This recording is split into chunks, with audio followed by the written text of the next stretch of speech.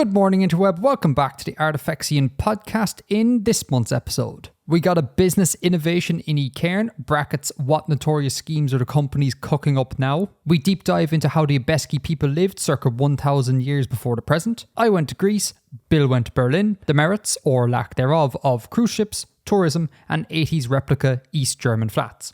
All that, plus lots more, in this month's episode.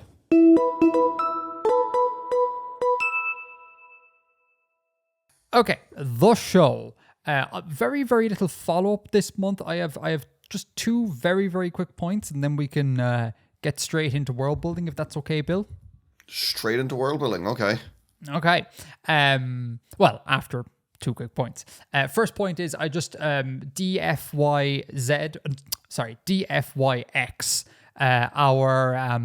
our resident German left more comments on the German stuff we were talking about. I'm not going to read out the entire comment because it was quite long, but also very informative. But just two quick sentences I want to float for people in terms of the whole like subordinate clause, weird word order sort of thing.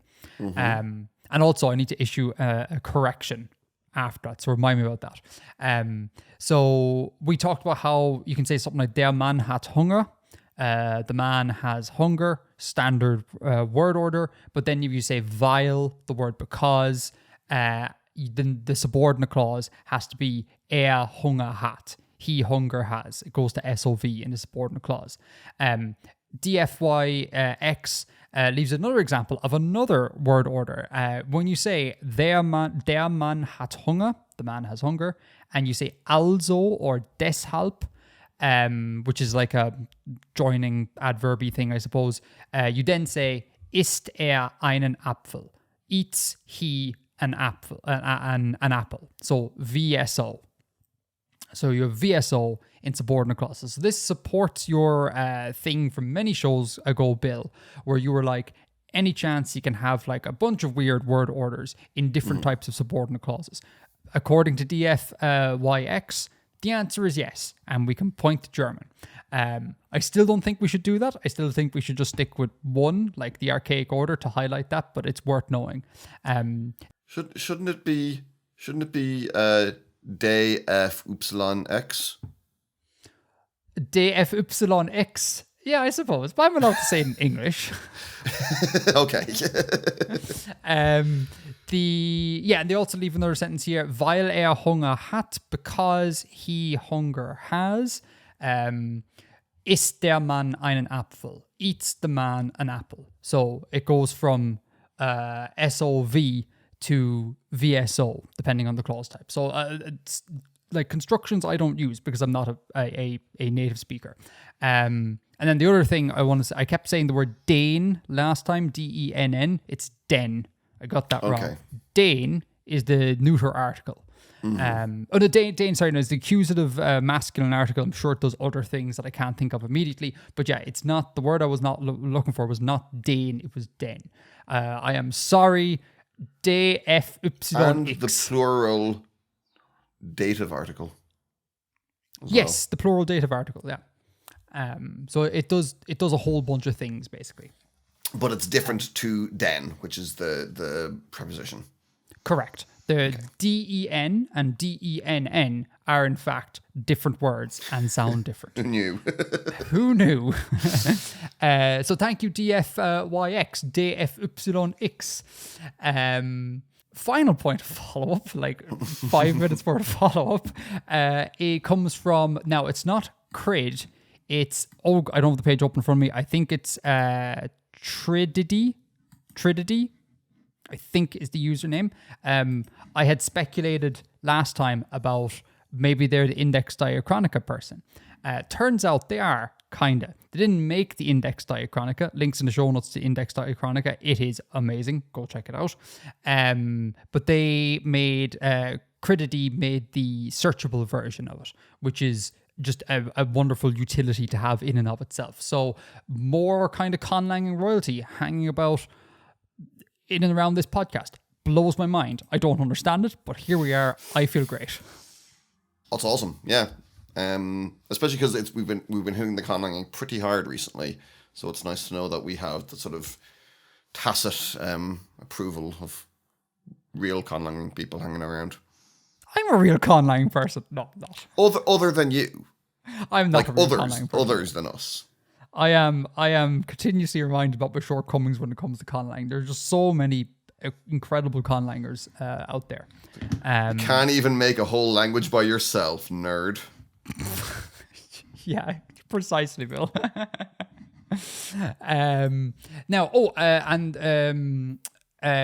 I keep wanting to say crid, but I can't do that. Trinity. No, Trinity. Yeah.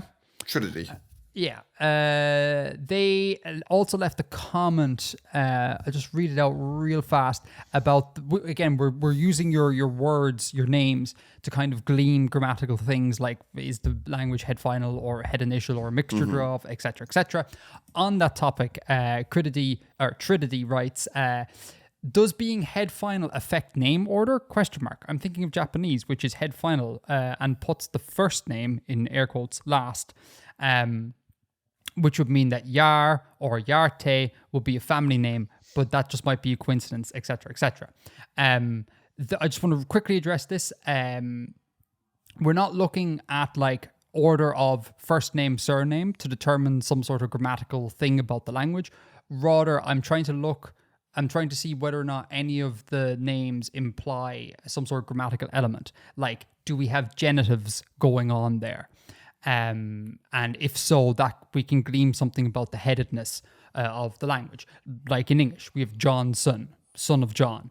That name, there's a reason why John and son come in that order and not son John, for example, and that's to do with the headedness of the language. It has nothing to do with first name, last name.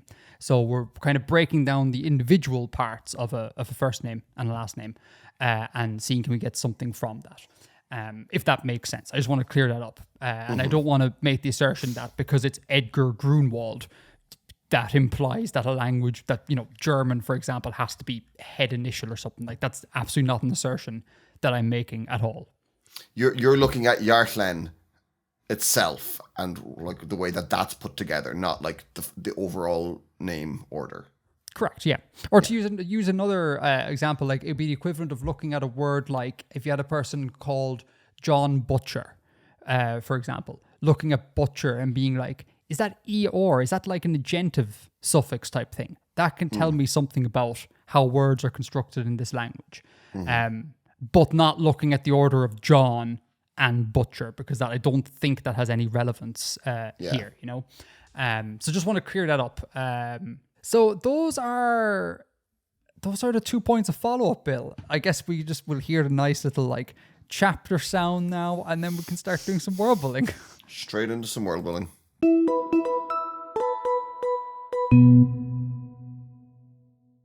World billing.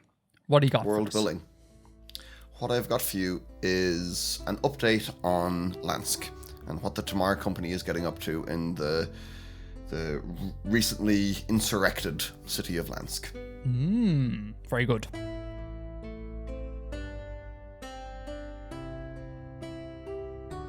Dajag, the new initiative you have heard rumours of has been approved, and the same vessel carrying this letter should have aboard it a young licensed prospector by the name of Regana Tsiovnen.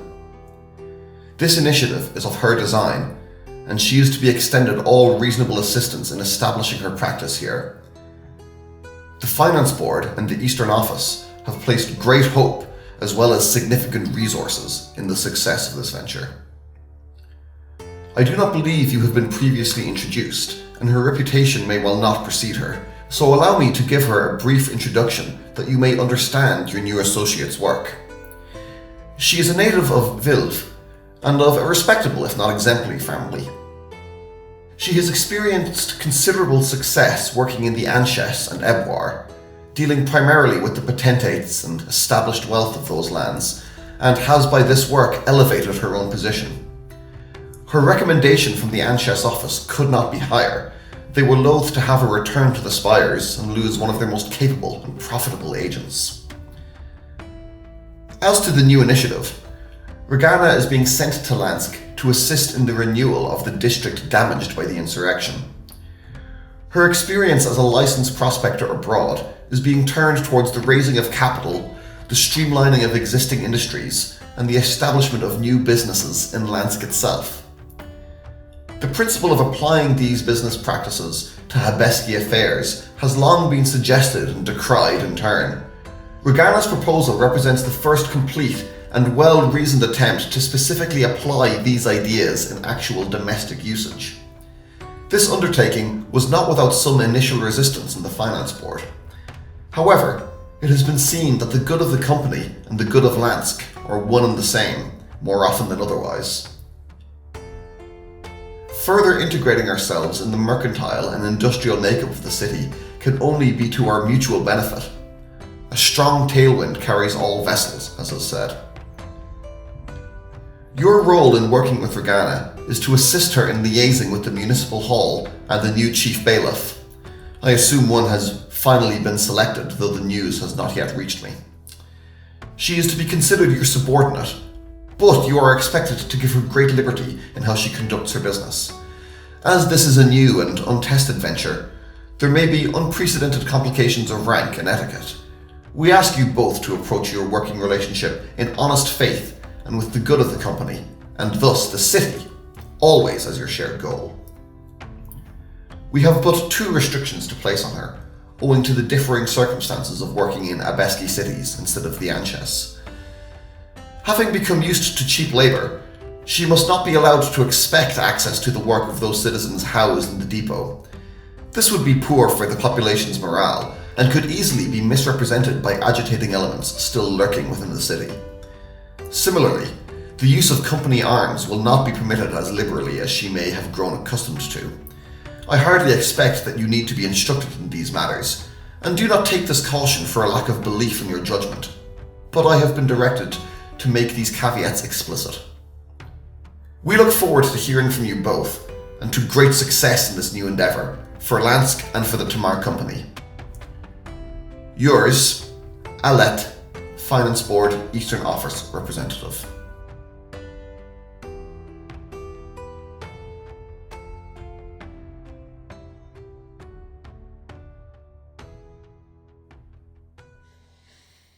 Okay, I think you're going to have to do a lot of explaining here for me, because I'm perhaps not clear as to what's happening here. Sure. So, give the summary. So, in Lansk, where the recent uprising happened and a portion of the city was taken over by sort of labour agitators, labour activists, that was eventually put down brutally, and a lot of damage was done to the city, and the Tamar Company have now sent this new individual to come to Lansk and assist in the business of rebuilding and putting things back together after the insurrection. This is Regana, this new character, Regana Tsiovnen, and she is what's known as a licensed prospector, which is a thing I've mentioned a few times before. It's a sort of a position among the Abheski where they go abroad and try and get people in other nations trapped in sort of predatory business relationships. Can I jump in here with a question real quick? Can you define Certainly. other nations? So, like anywhere where there is people who aren't Abheski who have like a kind of established economies and like markets and things. So the Anches, which is to the south, the Ebwar is a city further to the south. Hane is a city kind of down on the coast, kind of at the edge of the Usin province. Things like that. Okay. Okay, so they've sent in Regana to help with this. Why is the first question?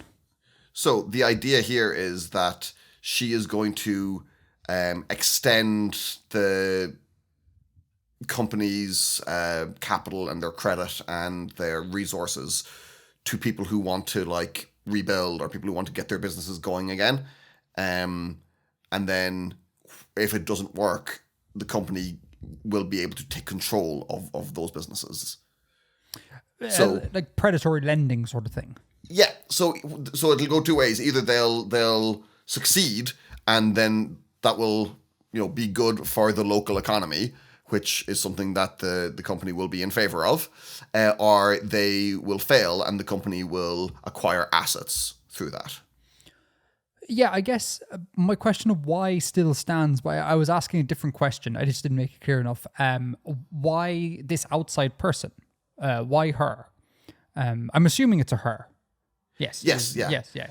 So she has been very successful doing this abroad. She's been very successful doing this in Ebor and in the Anches, and she is good at doing it. So they're trying to get her expertise to make it like really effective here in Lansk. It's kind of a new thing of kind of preying on Abheski people in the way that they have typically been preying on people of other nations. Yeah, and I guess you alluded to this as well, where it's like you don't annoy the locals with your practices, so to speak. But surely the actual Abheski people will look at this and be like, "Wait a second, what's this about? Like this seems to be dangerous territory." Potentially, yeah, potentially. Yeah. But she has been chosen as someone who has been so profitable at it before that they're like, well, I think this is worth the risk. And at the end there, you can see they are putting specific things on Dajag that he is not to allow her too liberal access to company arms or to the cheap labor of the people they have imprisoned. That's something that she would have become accustomed to. Being able to just like send in troops to batter striking workers in other places, and they would get away with it. But here, it's not as easy. They've more of an optics problem. Yeah, see, that strikes me as this being a real gamble, and I guess you say here that this undertaking is not without some initial resistance in the finance board. I guess it's not a clean win because, like, if Regana is so good at doing this sort of thing, one should ask like why, and one could come to the conclusion that it's because of her methodologies.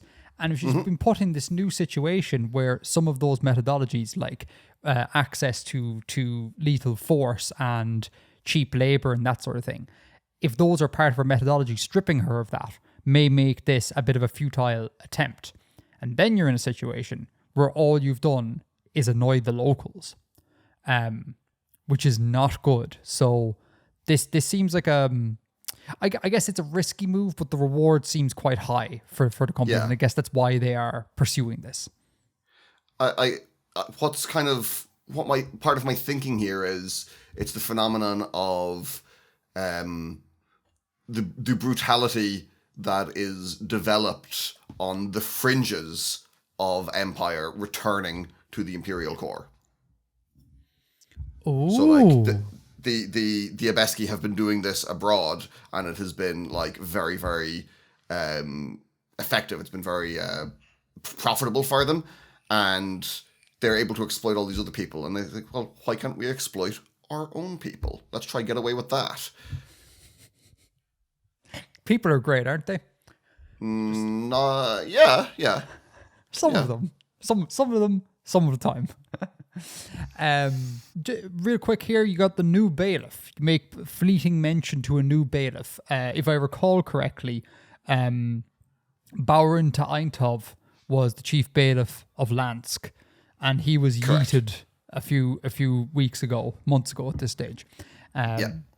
He is dead. He is very dead. He is an un-Baurin. Do you get the reference? Monty Python Dead Parrot sketch. Yes, very good. Links in the show notes. So you make mention of new chief bailiff, and Dajak says, or the writer says, I presume one has finally been selected. Is there one selected? Can you reveal that, etc., etc.? Yeah, there probably is, but I hadn't thought of another name. Sure. So great in-universe reason altogether.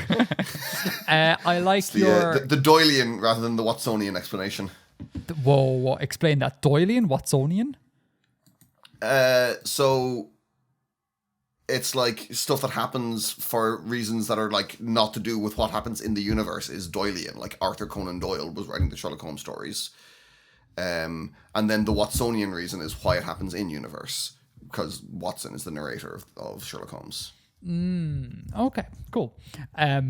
You right here, a strong tailwind carries all vessels, as I said. Again, just props on the I guess aerial navigation language and idioms. It's good. Yeah. I like it. You know, Going back, they're not going to say a rising tide lifts all boats. That's something that a filthy Orthani might say. Going back to the resistance in the finance board to this bringing in Regana and letting her loose on Lansk, was my earlier speculation on point here? Like, why is there resistance here? I mean that's absolutely, like, it's a risk, and some people were thinking, oh, you know, the way that she gets things done isn't necessarily going to be valid here. We can't use the same tactics and techniques. And I mean, for some of it, I'm sure there's just like a moral thing. Like, we can do this to other people, but we can't do it to our own people. Doesn't seem fair. But again, I guess, I mean, you talked about this before. What's the class structure here? Because it's easy to do stuff against your own people if you just think of them as being like an underclass. This is a classist society, not necessarily a racist society. Isn't that what you said before? They don't see race as being an important thing, but class is important, correct? It's certainly, it's not conducted in the same way, or it's not constructed in the same way. Although, like, there is like xenophobia, and there are biases and bigotries, but it's not like an easy correlation with modern understandings of race or racism. But yeah, class is an important thing here. There isn't really a historical aristocracy. So it's kind of like the underclass, the groundsfolk, and then, you know, you just have like varying wealth above that. There's like another class above that, but that has its own kind of stratification of wealth. It's a kind of like the modern inception of class. Maybe? Would I be correct in saying that? A bit, yeah. Yeah. I mean, like, there are definitely still upper classes, but they're not as relevant, I suppose. Like, aristocracy isn't really as much of a thing anymore. Oh, but I guess I was saying upper classes. I was thinking maybe the upper classes just being extremely successful business people, as opposed to like royalty divine by God sort of thing. Yeah. And in fact, that makes sense here, because you say, talking about Regana, you say she's a native of Vilv and of respectable, if not exemplary, family. That implies a sort of classist sort of attitude to me, anyways. Like she's not groundsfolk, but she's not like real cream. She's what she is now because she has advanced herself through profit. And just on the psychology to people here, why is that a thing that Alette, the writer of the letter, would feel the need to mention to Dejag? Because it's like, we're bringing in an agent. She's really good at what she does. She's one of us, like the Tamar Company. Why do they feel the need to be like, she's of a respectable, if not exemplary family? What's the point in that? I guess so that you can kind of like correctly situate how to talk to her and how to address her, and like situate her within your understanding of the way power works. Yeah, giving like a bio of the person, and that's important part of the bio. It's like they're 5'7" and they're also respectable but not exemplary. Cool. 5'7" is extremely short on Nick Cairn. I'm glad you put the qualifier on E. Cairn there, because a lot of our short kings would get really, really angry at you there. No, I mean, I'm not talking anything about real life, just on E. Cairn. They are very, very tall people. Here okay. I might get blasted for this opinion, right? But height, right? Mm-hmm. I find I get the impression on the internet that people like talking about one's height, and height matters. And I find it so dumb. And I wish we'd stop this nonsense. To be all like, oh no, like, if I'm dating someone, they have to be between X height and Y height. And it's like, why? Like, I guess from a sort of like evolutionary standpoint, you want to date the big strong thing. But Jesus, like, come on, we're modern humans. Like, the notion, and then it leads to this sort of culture of like having to like lie about your height or whatever. There's a thing with Ron DeSantis. Sorry, politics. It's not even politics. Just he's a political figure. Where the whole internet seems to be in uproar that the man wears like platform style cowboy boots to give himself an extra couple of inches. It's like, it's so weird that we've decided as a culture that 6 foot good, 5'7" bad. It's such nonsense. Like, we're such idiots, Bill, is what I think. Sorry if that's a unpopular opinion, but it's just like, I just wish we'd stop with it that. It is a silly thing to. It is a silly thing. Be so invested in. Yeah, and like I'm not. I'm 175. What's 175 in the wrong measurements? Centimeters. Let's find out. Okay. So I put in. Oh, I didn't put in the M. That's what's gone wrong. Okay. You put in 175C. I put in 175 in feet, and it gave me some like totally bizarre, unrelated thing. Okay, in inches, 68.8. So 69. What's that? That's 5'9". 69. Yay. Yeah. I don't think 5'9" is particularly tall for a man living in Ireland, but like, and I don't think it's also particularly short or anything. No, I mean that's kind of like that's within the middle quartile, I guess. Yeah, and like I've never felt the need to like, I guess, worry about my height. Like, obviously, there would be a thing like if you are very, very short, or conversely, extremely tall. There's like at the extremities, like socially, can be a bit awkward to maneuver. I totally get that, but it just feels like that the extremities have been drawn ever closer to the median, so to speak. So if you're 5'6", it's a mad problem. The same way if you were 4'2" or whatever. It's so dumb. I was listening to a podcast a while ago, and they literally had a whole segment where one of the dudes was trying to convince the other dude that they are in fact 6'3", and they were like, "No way, you're 6'3", and I can't believe this is a point of discussion. Anyhow, humans are stupid. And you were just saying they were great a minute ago. Hypocrisy. Thy name is Edgar. Bill, unable to appreciate sarcasm. So anyway, did I miss anything at all with this? Have we got any extra comments to make? I guess they're kind of warning him by saying they're warning about her reputation by saying, I hardly expect that you need to be instructed in these matters, but I have been directed to make these caveats explicit.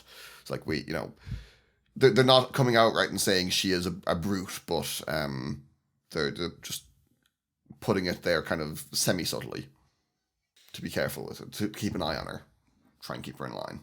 Is she, define her brutishness. Is she like, I guess, I'm trying to think of a good analogy here. Is there an Avatar analogy to be made here? Is she like a sort of meathead earthbender? Or is she kind of like a violent but like cutting firebender, if you see what I mean? Like, is there a meathead or a cunning, dangerous tactician sort of thing?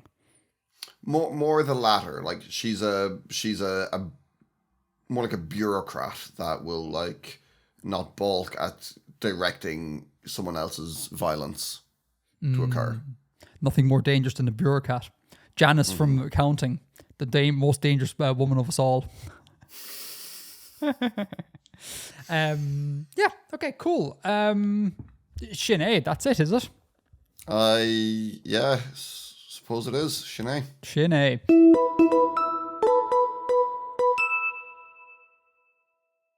Okay. Let's talk Abheski, as in the language. Let's talk Abheski. And in particular, I want to talk culture with you. I have to do some kind of like background research for this language. Oh, for any new listeners, in case you're any new listeners, the setting we just talked about, and the people we just heard about, the Abheski, we are making a conlang for those people. And this second section of the kind of the main topic section of the show is kind of going to be me doing that either on air, but predominantly it's going to be asking Bill questions and finding out how he feels about how these people should speak, basically. An important thing, I think, in terms of how people should speak is what culture they have, because that informs how they speak, etc. So I have a bunch of questions, and it actually occurs to me I should leave this for a second because I need to do something else first. Point number one, there's a public spreadsheet. It's very messy, fair warning, folks, of the Abheski lang, where I continuously update what I'm working on. I'll leave it in the show notes if you want to have a gander at it. Again, it is messy as all hell. It's very much a working document, but if you'd like to have a look at what the state of Abheski is, that's the document. The other thing is I've been working for the past number of weeks on the sound changes for the Abheski language. They are air quotes finished, in that 90% of them are done. We're into sort of like tweaking phase here. So again, in the show notes, there's a link to a Lexergy file, which will open up Lexergy and populate it with the Abheski changes. If you want to go in there, like anyone listening wants to go in there and just play around, put in some protoforms, have a look at what I've done, check my work, complain about it to me, etc. Feel free to do so. And Bill, I talked to you off air. You should do the same and just play around with it. Under the caveat that they're 90% there. It's not signed, sealed, and delivered just quite yet. Okay? Sure. That's those two things. Now, let's talk culture. I need to do some background information, so I'm just going to ask you a bunch of questions, Bill. I understand that your work is done diegetically here, and it is difficult for you to answer, will be difficult for you to answer some of these questions because they really should be coming from an in-universe source. But as best you can you give me answers to these questions? Or go away and contemplate them and put them into a diegetic document for maybe next time.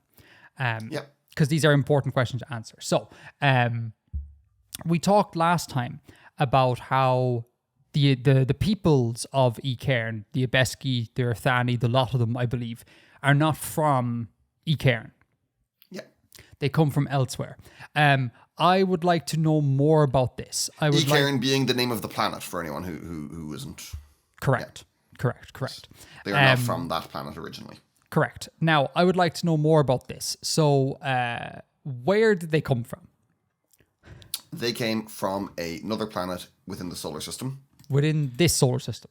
Within this solar system, yes. That is known to the people of Cairn as Cradle. Oh, this was talked about like years ago at this stage, I think. Sure was. In a lucid dream type thing. Yes. Okay. Remind me just real quick, this Cradle place, give me a sort of like a rundown of it. Like stuff like moon of a gas giant, relatively Earth-like, broad things like that. Extremely cold, etc. Very Earth-like. Very, very Earth-like. Very, very Earth-like. Moon, planet. It's a planet. It's a planet, yes. Okay. It's a planet. It has like a slightly longer year than Earth, but it has similar gravity. It's a very similar size, etc. Okay. And so do the Abheski know they're aware that they came from off-world? Yeah. They know that ultimately they are from somewhere else. Like historically, the humanity came to the planet they are on from somewhere else. And so to confirm, like, it's not mythos, it's like history. You'd be taught this in school. Like it was dim enough in the past. It's a dim enough memory because it was so far in the past. That it is essentially mythology, and like kind of their cultural stories, but it is understood to be true by everyone. They all believe it to be true, and it is also true. Okay. Let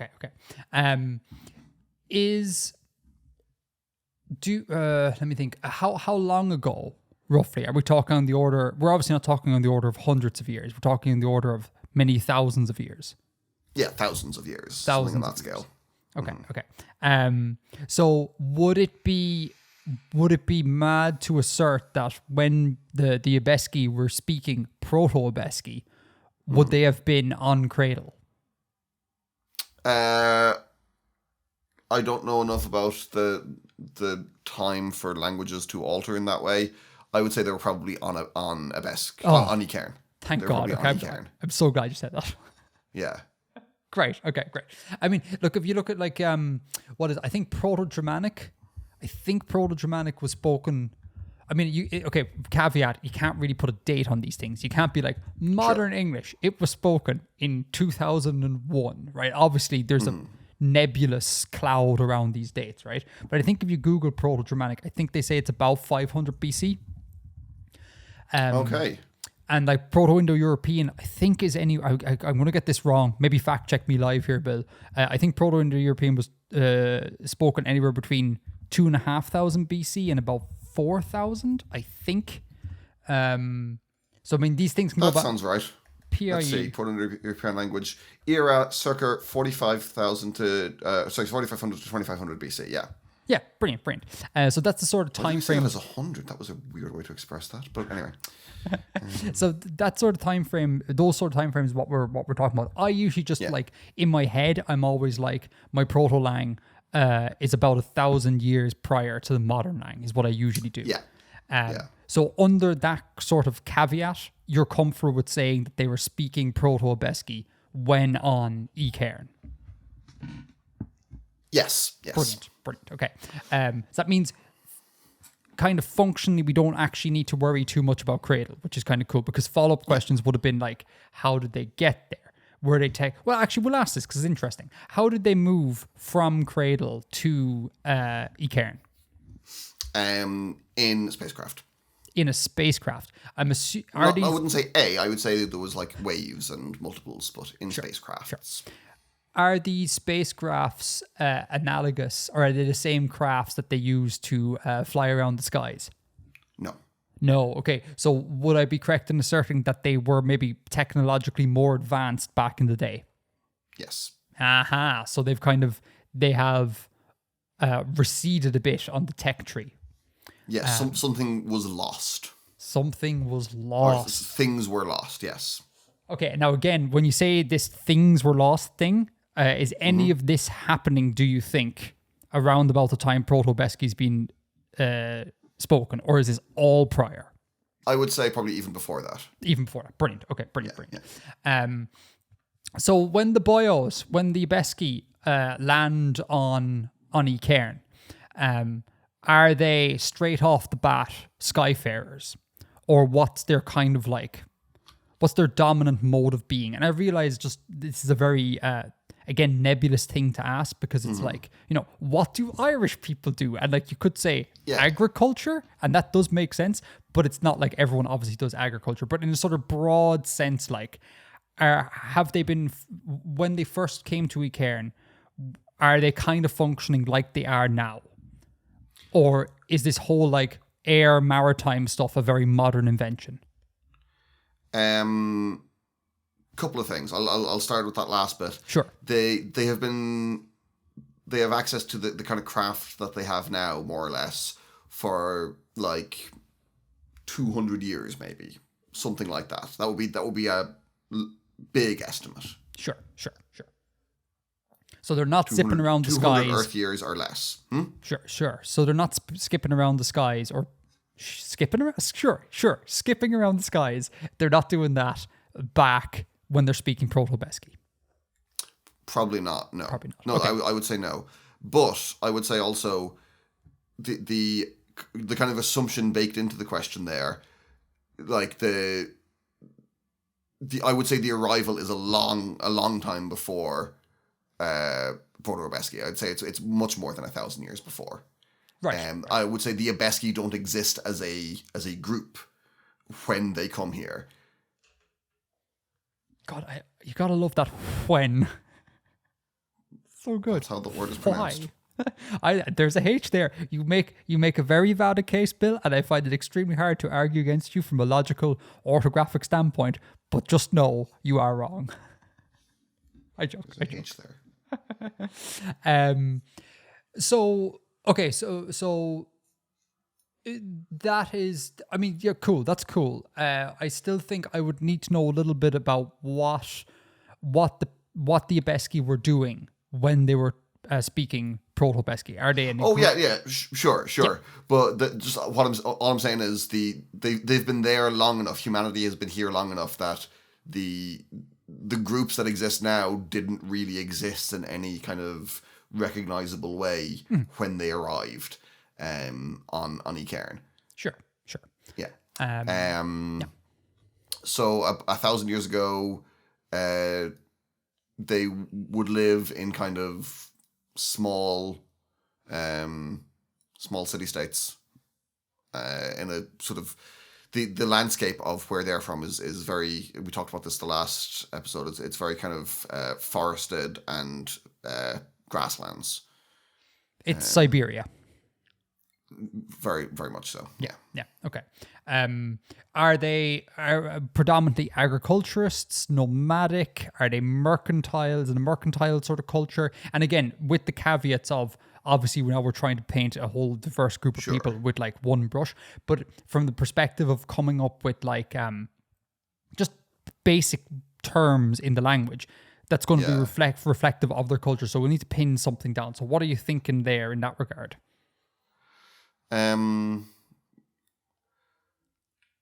Yeah, I'll have to think about that. Probably there's not a lot to do other than agriculture and cutting trees down. Sure. So, would it be radical to assume something like they were kind of sort of like medieval Europe? You have significant sort of cities, but predominantly it's a very agrarian sort of setting.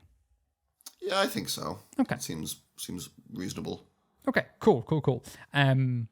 Around the time of the Proto-Abheski, do we have like Proto-Earthani knocking around, Proto-Beni, any of the other cultures? Would their culture pay heed to any of these, or have they not yet split or diversified and all that sort of jazz?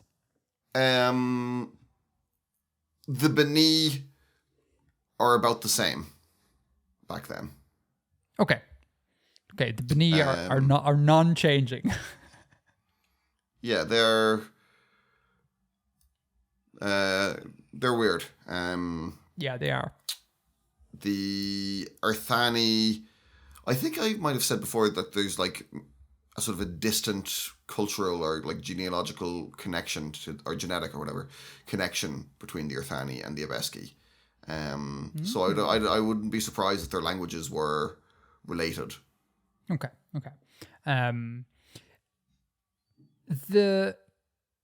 Speaking about the Proto-Abheski, can you think of anything to do with family structure at all?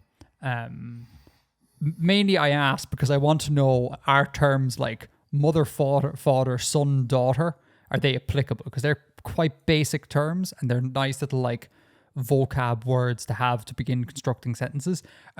Can I work on the assumption that the Proto-Abheski would have those terms, and they would?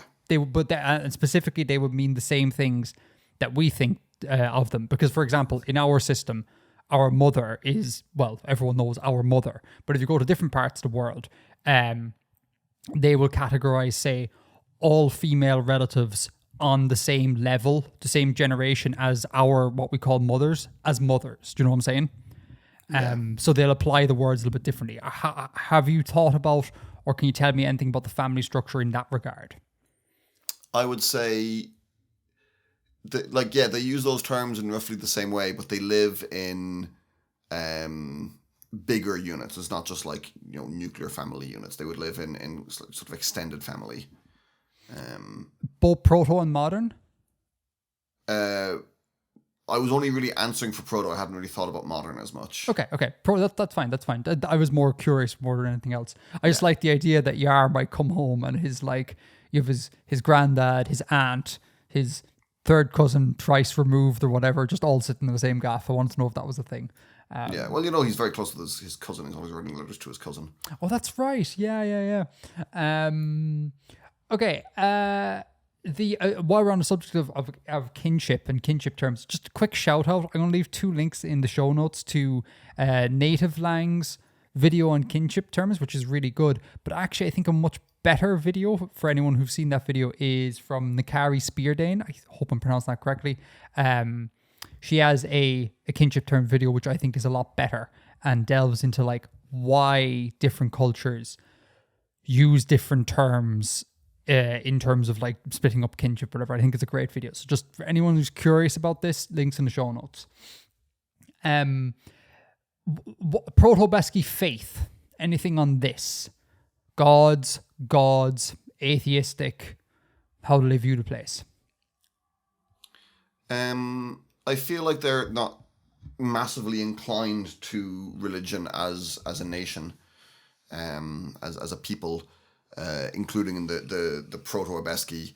There probably is some, but it's not a huge concern of their lives. And there wouldn't be something like organized religion, it would not be like there is the Abheski church, or every town has the temples to the same gods. There's probably, I'm worried here. I am wary here that I'm just gonna like recreate kind of something very Indo-European, but I'll go for it.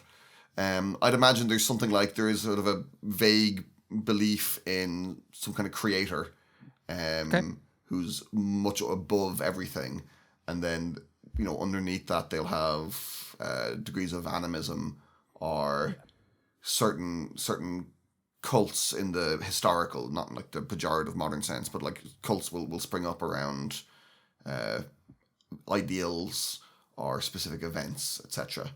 From time to time. But there isn't like a strong, you could say, like, this is the Abheski thunder god and this is the Abheski god of gambling or whatever. So it'd be more kind of like more personal, would you say? More fluid, and it would be quite personal, and organizations would exist, but there's nothing like there is a big powerful entity across Abheski culture. That wouldn't exist. Would the term kind of like natural spiritualism work here? They'd find spirituality in the natural world? I'd imagine a lot of people would, yeah. That would not be uncommon. Okay. But to be clear, you're still conceiving kind of like an overarching nebulous monotheistic type thing. Like there's one dude who made this all happen, basically. Yeah, but they're not that concerned about him. No, but that is a thing that they would know. Yeah, they'd probably be like, oh, I guess there's some kind of... There's some dude. Yeah, Kevin who... Kevin the Sky God. Yeah. No, he's not the Sky God. He's like sort of just kind of... It'd be more deistic, I think. He's just Kevin. Yeah, he's just Ken. What, sorry, I don't know this term. Deistic? What's deistic? So deism is that there's I think that's the word. Let me check. Yeah, so it's the idea that there is a creator, and like God exists, but he's not concerned with day-to-day matters. Oh, I see. As opposed to, what's the flip side? Theistic? I'm not really sure what the term for kind of stronger belief in intervention is. A strong Kevin. Yeah, I'm not sure. Okay. Anything on the Proto-Abheski cultures towards... Well, first of all, like, are we looking at a matrilineal or patriarchy or a matriarchy, or it doesn't matter? That sort of thing. I like to think it doesn't really matter. Okay. I do like... I don't know if this is your intention, but I do like the way you're kind of... with the modern Abheski, like clearly you're writing them as the bad guys in this setting. I don't think that's in dispute or anything, but I do like the way you give them at every possibility. You seem to be giving them kind of admirable traits mixed in as well, and it makes them quite a complicated people. Like the thing about they're not really racist at all. You're like, oh, that's a good quality. It's a good quality, and then but they're also like, you know, like terrible colonialists. I really enjoy that as well, and so they've got quite a lot of gender equality. Yeah, like there's lots of plus things, and if even back people in the of all genders are able to be colonial oppressors. Exactly. Yeah, and like what you said there about like, oh, they don't really care about matriarchy or patriarchy. He's like, oh, that's good. It's like, again, it's like gender equality going back, you know, potentially 1,000+ years. How amazing! And then you're like, but they're actually also douchebags. So it makes them a complicated culture to think about, which I think is good. Anything on sex, and here's where we get demonetized. Anything about their relationships towards sex, I'm going to work on the assumption that they are not like Catholic guilt sort of people, etc. Back in the proto stage, do we work on the assumption that they have a lot more, they've less inhibitions when it comes to this, matters of love, etc.? Yeah, I'd imagine so. Actually, I did. Hold on, I'm going to see if I can find what I wrote here before. Their reaction to the Hoitani. Oh yeah. Because I remember when I read that, I think your reaction and a lot of the listeners were like, "Oh, that's like a really kind of queer rep here," which is not exactly the intent or the fact of it with the Hoitani. Let me just check this for a second. Yeah, you're going to have to remind me of this. I vaguely remember hearing stuff from Hoitan, but I don't remember the details.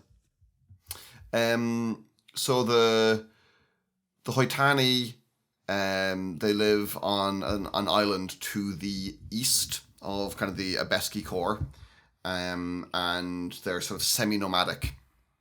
And there's a description written by a Tamar Company scout who spent time among the Hoitani, and there's a thing about like how before the eve of a battle or a big hunt, the men will adorn each other, and they'll take care of each other's clothes and their accessories, and you know, if someone has like a spare nice tunic and someone else doesn't have one as nice, he'll let them borrow it, and they really take care of their appearance for things like that. And they've got displays of great affection. You know, there's no restriction on kind of non-sexual, but like embracing and physical affection among them. Whereas the Abheski are a little reserved about that, but they're not sexually restrictive. They don't tend to be like very very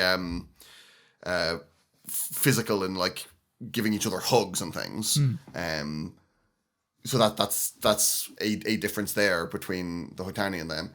But I don't think either have any like particular sexual what's the word I'm looking for? Hang-ups, I guess. Yeah.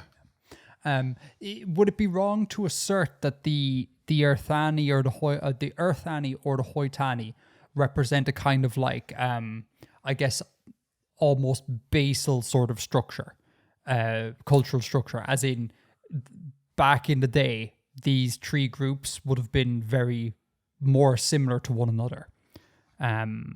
So you can kind of look at so I guess what I'm asking is, can I look at what you've written about the Earthani and Hoitani and use elements of that differ from modern Abheski to kind of be able to say this is kind of what they might have been like back in the day?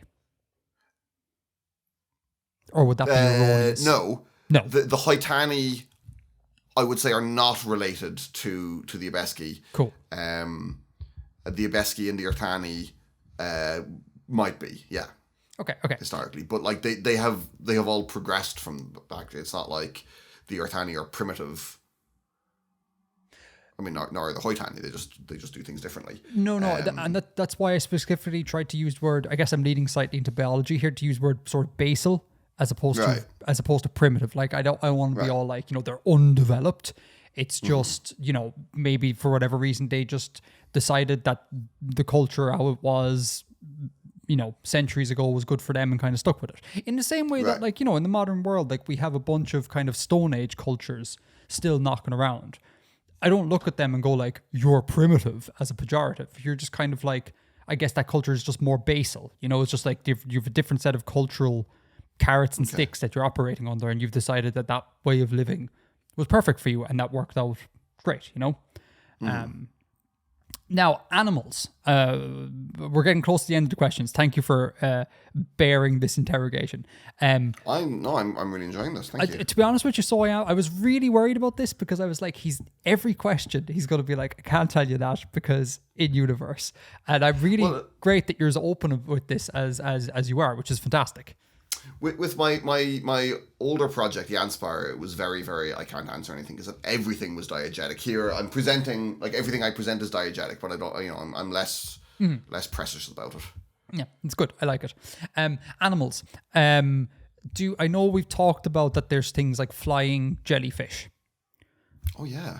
Yeah, you've forgotten them. and we know Sky we have... jellies. That's it, yeah. And I know we have the Urzelk, etc. Those examples notwithstanding, do I work on the assumption that animal life is basically kind of like Earth life? So I can invoke things like bugs or rats and things like that as kind of like very kind of like ubiquitous animals that everyone in the culture would know about. Oh, yeah. There'll be something that's kind of like analogous, yeah. Okay. And there's no, other than like sky jellies and Urzelk, there is no like standout, this is a very weird non-Earth-like life form that you've written about so far. Am I forgetting anything? There's the Artifex. Are they on this world? I thought they were on a different planet.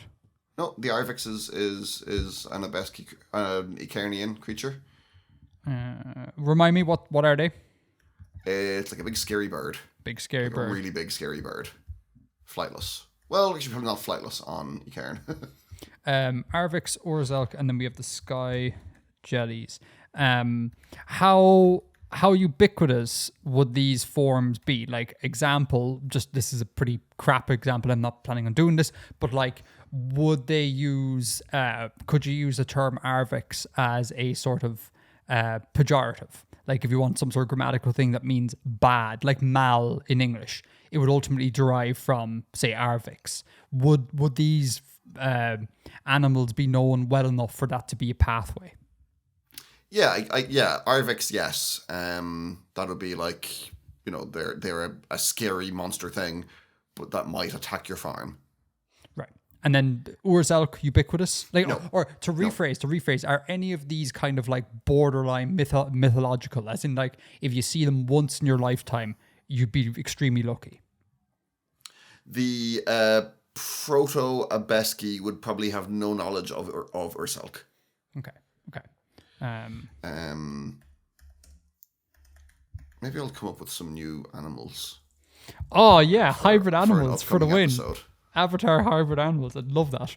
No knowledge in Proto-Abheski culture. Okay, cool. So TLDR, right? Am I safe to work on the assumption that we're functionally looking at more kind of like personally spiritual, less kind of Victorian inhibitions, almost like medieval Europeans living in the taiga in Russia. That's the sort of shtick. And their backstory is that we know we came from a different place, but we don't have the means to interact with that. Is that basically the sort of shtick of these people? Yeah, when medieval Europe, I mean like early medieval, like kind of 1000 AD. What's the distinctions between that and I guess your standard medieval in terms of like the field of the culture? What are the important distinctions to you?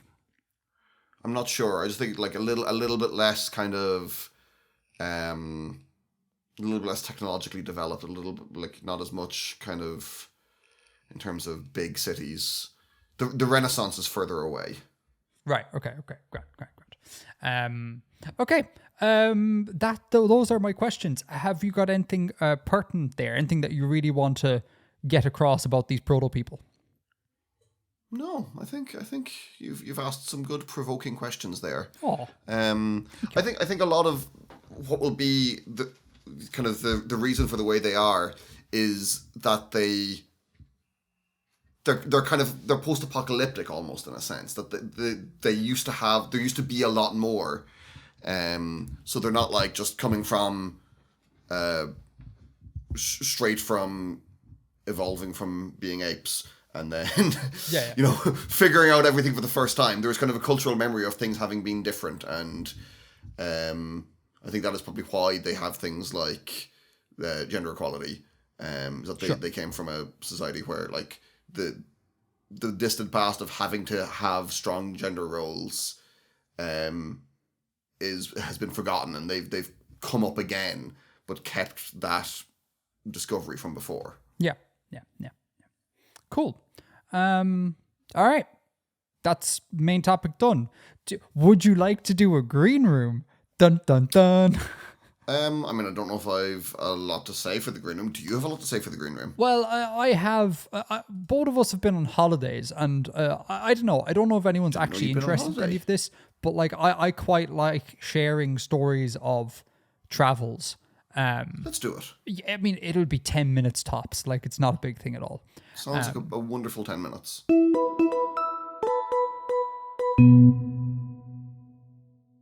Green room.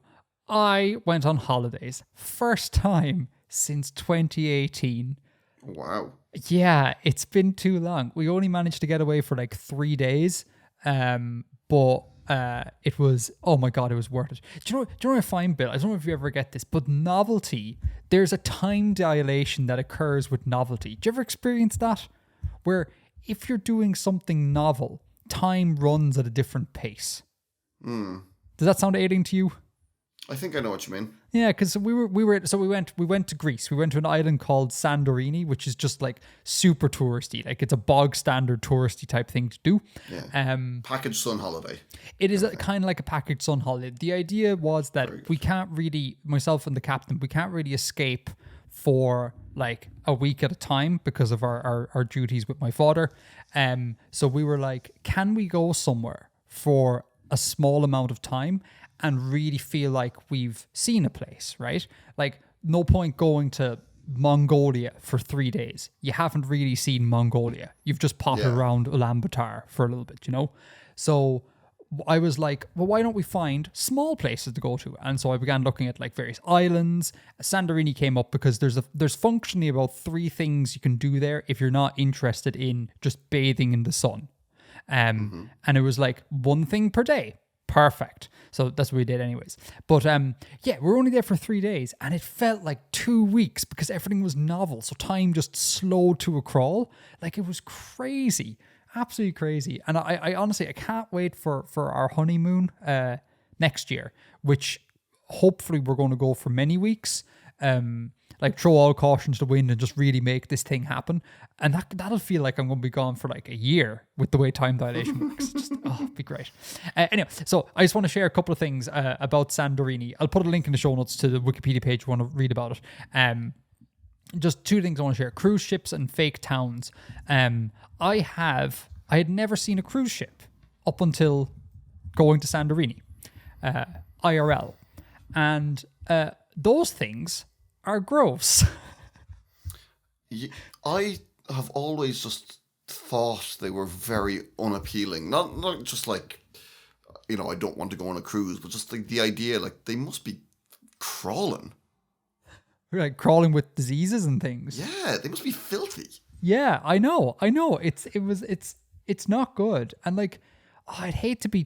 It's like I think there's an element of claustrophobia to it as well. Like, you're stuck on a ship, like, But I mean, more gross in the sense of like, you're in this like beautiful area of the world. And then in the harbor, like, and I have no problem with small little fishing boats or even like yachts and things. They look kind of cool or whatever. But you just have this disproportionately large, gigantic hunk of a monstrosity just sitting there, completely spoiling like the landscape. Like any of the, I tried to take nice shots of the the caldera there because it's a volcanic island, and it's just, there's always a bloody like obnoxious cruise ship just in the shots, and I hate it. And then we were watching the sunset one evening, and this cruise ship was just heading off to the next island, and oh my god, you can see the pollution they make. Like it literally like leaves a band of smog in its wake that doesn't dissipate for like ages, and it's just the most gross unenvironmental thing. And then further, there was one morning we were sitting by the shoreline, and there's this cafe, and we're having coffee and breakfast, and a cruise ship, well, it doesn't dock because it's too big, but the little back and 40 boats or whatever they used to dismount people were coming in, and like these are whole ass adults, right, on this cruise ship. And there's a dude out the front being all like, so you have 2.5 hours. You can go to this restaurant here and you can look at these venues here. That's what we recommend. But if you have to be back here in 2.5 hours time to get the boat back to the cruise ship. And it was kind of like holidaying by paint by numbers, you know? There's no sense of adventure. There's no like, I'm just going to get lost in a place. It's like, I'm going to do what the lifeboat man tells me to do. I'm just going to like sheep, just like scurry back and forth and be there at designated times. And it just felt like such a wrong way like of experience a place. Like you can't really experience a place because you can't decide to just go off the beaten track, because it's like you've specifically made your holiday one that is the beaten track. And it's cruise ships, yuck. No disagreement. It's never really appealed to me either. Yeah. And the other thing I wanted to point out was, so on Santorini, there's this town called Oia, right? And it's this like stunningly beautiful town that's sitting on top of caldera. Like all the towns are sitting on top of caldera, and it looks like it's been melted into the landscape. It's just mad to see. And might get the details wrong here, but I think in the middle of the last century, there was a earthquake that wrecked the place. And then they got together and they went to rebuild it. And they specifically made it so that it's functionally a fake town. It does not have any residents. All that exists in this town are hotels and restaurants for the tourists to be at. And it was I didn't realize that going in, and it was amazing how much that made me feel really gross as a person, because it's kind of like, oh, it's because of me and people like me that like native Santorini people maybe don't have as much accessibility to housing that they could have, because it's a small caldera. Like there's a limited amount of space on this island, and the notion that we'll take up an entire swath of the caldera just for tourists made me feel really bad about myself. And I think I had a great time. I don't want to, I really did have a lovely time, but I think it has reinforced in me the sort of need for, when I go places, to kind of try and make it that my footprint is not very large, so that you don't contribute to this sort of toxic tourism sort of thing, and I think like when I went to Kazakhstan back in 2018, the last holiday, like that felt really holistic in a way, because we just rocked up in the middle of Kazakhstan, and like the amount of times locals would come up to us and be like, what are you doing here? Like, there's nothing here. And we're like, no, this is great. We're just hanging out in the market. We love this. And no one speaks English. There's nothing is being afforded to tourists. You're just, in as far as possible, you're just living and mingling with the locals in a kind of naturalistic way.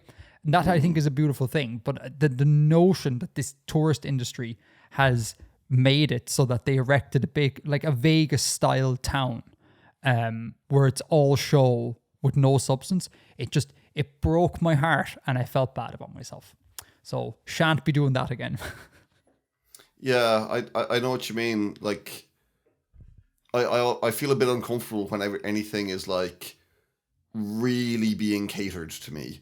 Like it's like no, you don't do that. I'm fine. I just Yeah.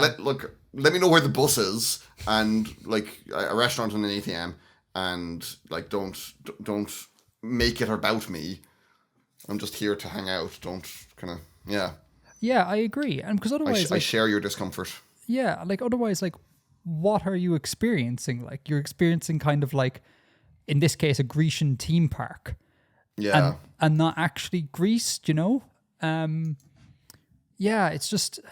I don't know. Again, I images of Kazakhstan come back where it's like, there is no bus, so we literally hitchhiked with the locals, and like Hitchhiked. hitchhiked exactly, yes, hitchhiked with the locals, Hitchhiked. and Ich bin hitchhiked. I don't know.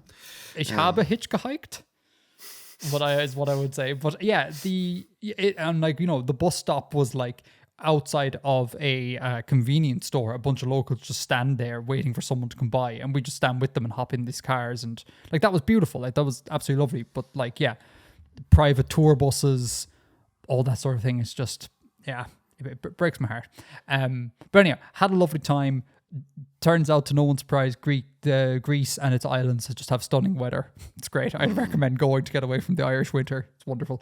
That's all I have to say. You were in Berlin. Do you have anything to share? What loathsome museum did you go to this time? I went to the DDR Museum. Oh no, he actually did go to a museum. Oh, Jesus. I did. Yeah. Oh, here we go.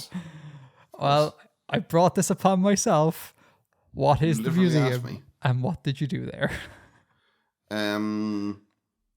I read the exhibits and I looked around the inside of a reconstructed typical flat from the mid 80s in East Germany, and I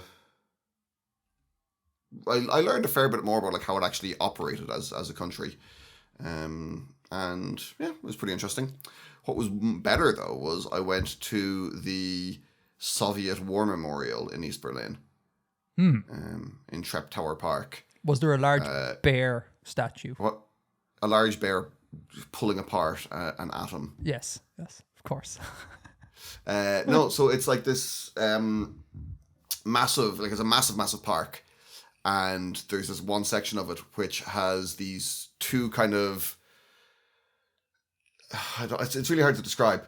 So there's like a long kind of rectangular strip, and at one end there's like an artificial hill with a statue on top of it, and the statue is of like a Soviet soldier with a massive sword breaking a swastika on the ground, and he's holding a baby in his other arm.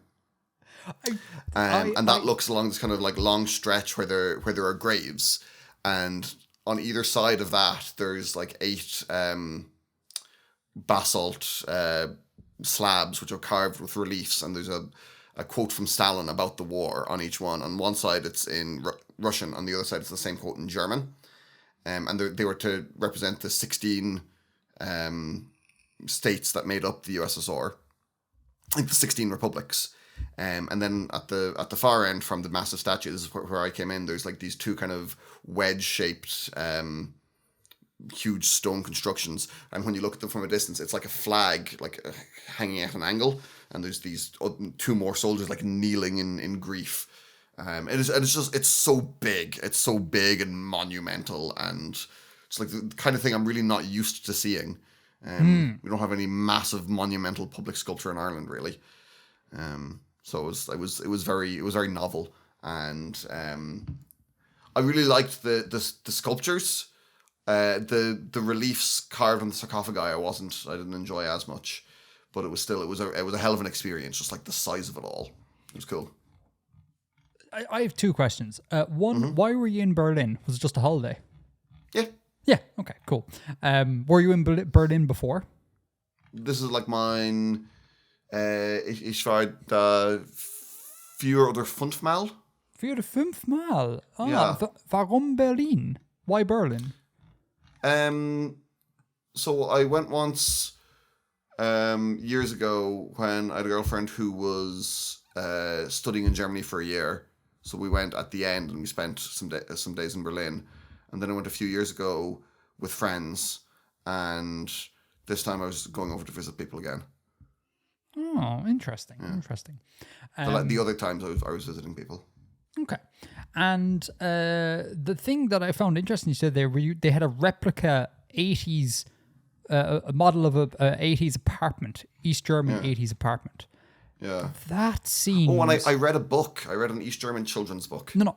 Back up. Hold on. Back to the apartment. That was in the apartment. Oh, it was in the apartment. Okay. Yeah. That seems so weird to me because it's like, I get going into a place and be like, this is a replica guild hall from the 1200s. Like that I kind of get. But to be like, this is a replica from something in the 80s. Sure, that sort of architecture still is about. That seems like such a weird thing to kind of make a replica of. Is there something so special about 80s East German apartments that they need to like, what's the word, sanctify them in a museum type thing? I think there's a bit of a perception that when Germany was unified, that, like, you know, in some sense it wasn't unification. It was just West Germany took over East Germany. Like East Germany became part of West Germany. Mm-hmm. And that elements of what it was like to be from East Germany were lost and were erased. So I think a part of the idea there is just to preserve like the lived experience of regular East Germans. And I guess it was different in some way to how things were in East Germany. So West Germany. That's what how things were in West Germany. Sorry, yeah. In the Bundesrepublik. And did this apartment look special to you? Or because in my head, I'm seeing like, that sort of very communist sort of like tower blocks type vibe. Was it like that? Was it different? Was there something mad about this? No, not particularly. It felt quite, you know, in some ways similar to like Irish 1980s housing. But see that like in terms of the interior decor and stuff, and like the types of designs and the visual language of some of the like wallpapers, things like that. I really enjoyed it aesthetically. I thought it was very nice. Do you know what this makes me think of? So the captain's stepmother is from East Germany originally. Oh yes. And sorry, I didn't know she was from East Germany. Okay. Oh, and you met her at our marriage thing. Yeah. Marriage thing, whatever the word for that is. Well, you see, I can't call it a wedding per se because wasn't really that, but it also was more than a sort of party. I don't know the word for it. But our wedding bonanza. But part of me is kind of like, I'd love to go. I should talk to her about these things. I'd love to know if she were to go to one of these museums, what sort of experience she would feel. Yeah. Like, would she be kind of like, this is really silly. Like, this is just like, it looks like my first flat I ever had. And it's like, why are we doing something like this? Is kind of like the equivalent of like putting a McDonald's in a museum because like it's everywhere. Like, I don't know what the purpose of this is, or I wonder would it bring up very negative emotions or very positive emotions in someone who lived in the East during that time? I don't know. The more I think about it, the more interesting this 80s apartment actually feels to me. Because when you first said it, I was like, that is daft. Just go watch a film, you know? But it's actually quite intriguing. Yeah. Interesting. Not necessarily Berlin, but Germany's definitely on the bucket list of places to go. Like, I've been, but the captain hasn't, and it is. And I've never been to Bayern. I'd love to go to Bayern and see what the crack with Bayern is. So we might, you know, health and opportunity permitting, we may spend a day or two in Bayern at some stage. Yeah. People can still smoke in bars there, which I find very odd. It is odd. I and also, isn't Germany's a cashless society, isn't it? Or no, not cashless. It's a cash society, like no cards, as far as I'm aware. A lot of places. Yeah, I think Berlin, I didn't have that much trouble with going with cards in Berlin, but a lot of places did still say cash only. And I think outside Berlin, it's even more common. You see, I think, I always hold up Germans as being kind of like on the cutting edge of like engineering and very logical, the sort of stereotypes, whatever. Yeah. The notion of like, we let people smoke in bars and no cards here, just use cash it just seems really backwards. Like they just, that's one area where, and also their propensity for coal is a weird backward thing. Sorry, DFYX. Like obviously we love the Germans and the whole German engineering thing is kind of like a merited sort of very positive stereotype, I think, for Germany. But like those things, I think they really need to modernize that stuff. Like that's crazy. That smoking and paying with cash, crazy. And I'm sure there's some reason. I'm sure there's some reason why these things are kept around, but it just seems cumbersome to me. Okay. Any other stories from Germany, or should we wrap this boyo up? I think we should wrap it up there. Okay. As always, listeners, thank you so much for listening. Thank you so much for watching. Thanks for supporting the show over on Patreon. A quick reminder, when I'm working on the Abheski Lang, I'm going to be streaming doing that, and I'll post it on Patreon. So check in with the Patreon every so often. It'll be on a Friday night, usually. Not every Friday night, but on a Friday night. So if you're interested, check that out. Yeah, thanks for listening, and we'll see you next month. So until next time, Edgar out.